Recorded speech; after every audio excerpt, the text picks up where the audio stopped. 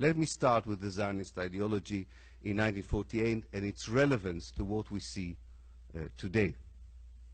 1948 in many ways was a culmination of an ideological process which led to an articulation of a very clear formula, concept, which stated that there is no hope for a successful Zionist colonization of Palestine without the ethnic cleansing of the Palestinians.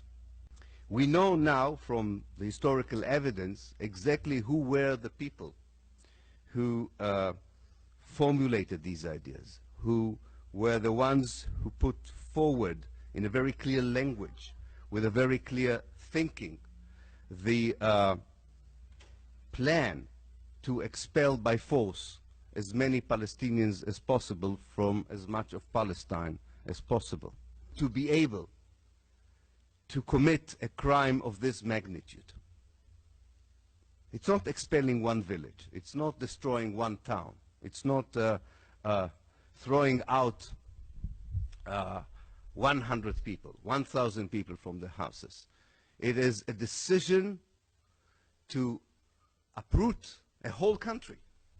Very few politicians and generals in modern history and even in ancient history were that bold to believe that they are that powerful, that they can be that cruel to decide to take a whole country and depopulate it. We have to ask ourselves, how come Jews 3 years after the Holocaust could have been so callous, so determined in committing a crime of such a magnitude? The second point of view, or second aspect of 1948 which is relevant, is the international community's reaction to what happened in 1948. There was a conspiracy of silence. There were so many representatives of the international community on the ground. There were journalists, there were representatives of the United Nations, of the International Red Cross. There were people whose role and task and mission was to report to their relevant headquarters whether or not peace is being achieved in Palestine after the United Nations adopted the partition resolution on the 29th of November 1947. And they knew that instead of peace, from the 1st of February 1948, Jewish troops were going from one house to the other, from village to village, and were expelling by force people, massacring them when they resisted, and looting everything they had, from their material possessions to their cultural heritage, such as books, pictures, photographs, anything they had. Whether it was the headquarters of the International Cross in Geneva or the United Nations Secretariat in New York at the time, they all had received genuine reports of what was going on.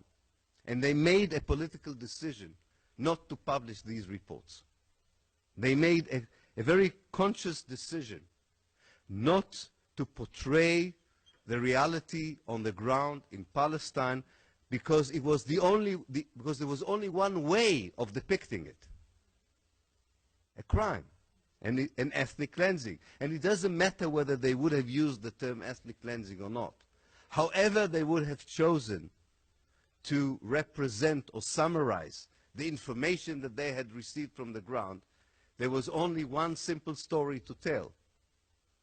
The Jewish forces, later on the Israeli forces, were systematically expelling the Palestinians from their homes, fields, and businesses. Nobody in the Western world wanted to report that story. It was suggested to them that so few years after the Holocaust, it's not a good idea to portray the Jews as murderers, expellers, looters, occupiers, and colonizers. This was a conscious decision by the political elites of the West to atone for what Europe did to the Jews in the Second World War. The price was very clear. the dispossession of Palestine. This was the price. It was a simple deal. Instead of facing the real victims, the real Jewish victims of the Nazi Holocaust, which was very difficult, it was much better to deal with the State of Israel instead. It's because the State of Israel wanted only one thing in return for the atonement of the political elites of the West and especially of Europe. It wanted the right to dispossess the Palestinians. And this right was granted.